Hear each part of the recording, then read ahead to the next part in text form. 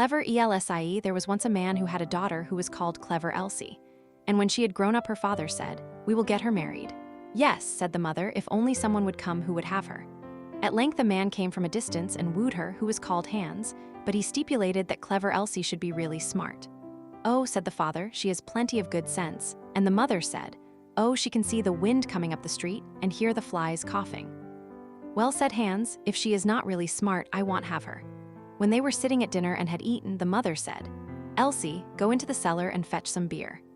Then Clever Elsie took the pitcher from the wall, went into the cellar, and tapped the lid briskly as she went, so that the time might not appear long.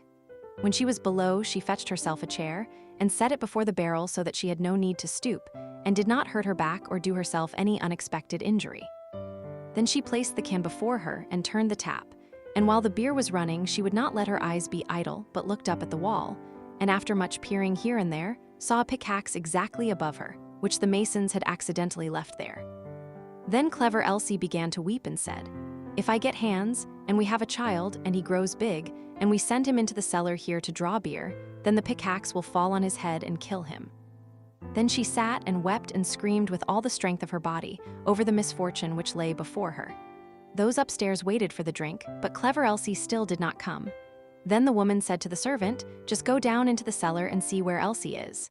The maid went and found her sitting in front of the barrel, screaming loudly. "Elsie, why do you weep?" asked the maid. "Ah," she answered, "have I not reason to weep?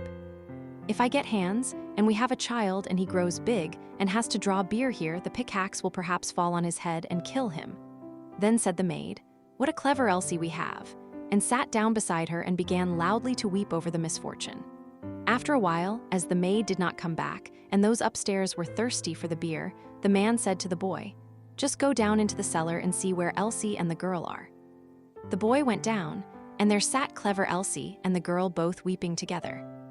Then he asked, "Why are you weeping?" "Ah," said Elsie, "have I not reason to weep?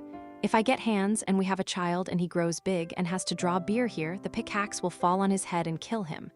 Then said the boy, "What a clever Elsie we have," and sat down by her and likewise began to howl loudly. Upstairs they waited for the boy, but as he still did not return, the man said to the woman, "Just go down into the cellar and see where Elsie is." The woman went down and found all three in the midst of their lamentations, and inquired what was the cause. Then Elsie told her also that her future child was to be killed by the pickaxe, when it grew big and had to draw beer, and the pickaxe fell down. Then said the mother likewise, "What a clever Elsie we have," and sat down and wept with them. The man upstairs waited a short time, but as his wife did not come back and his thirst grew ever greater, he said, "I must go into the cellar myself and see where Elsie is."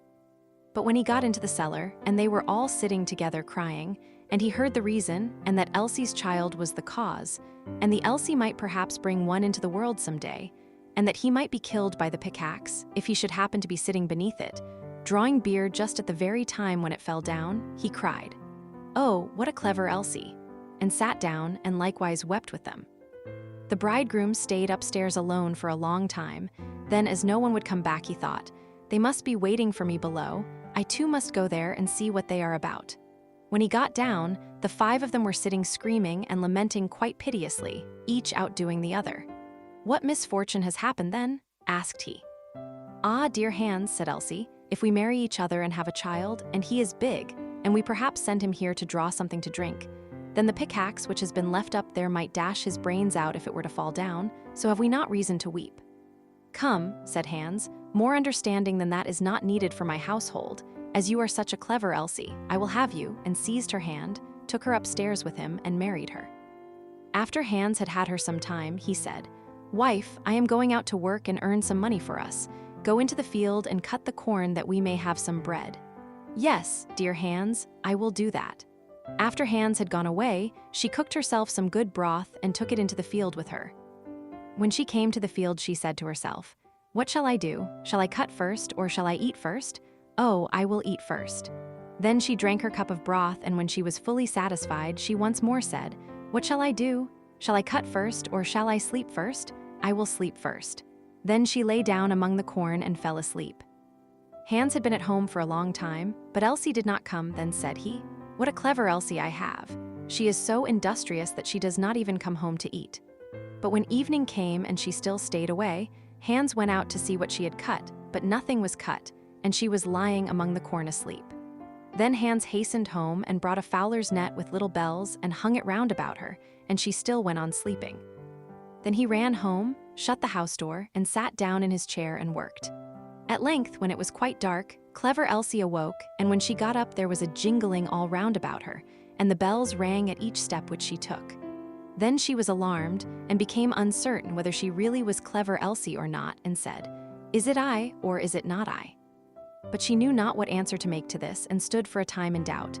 At length she thought, "I will go home and ask if it be I, or if it be not I, they will be sure to know." She ran to the door of her own house, but it was shut.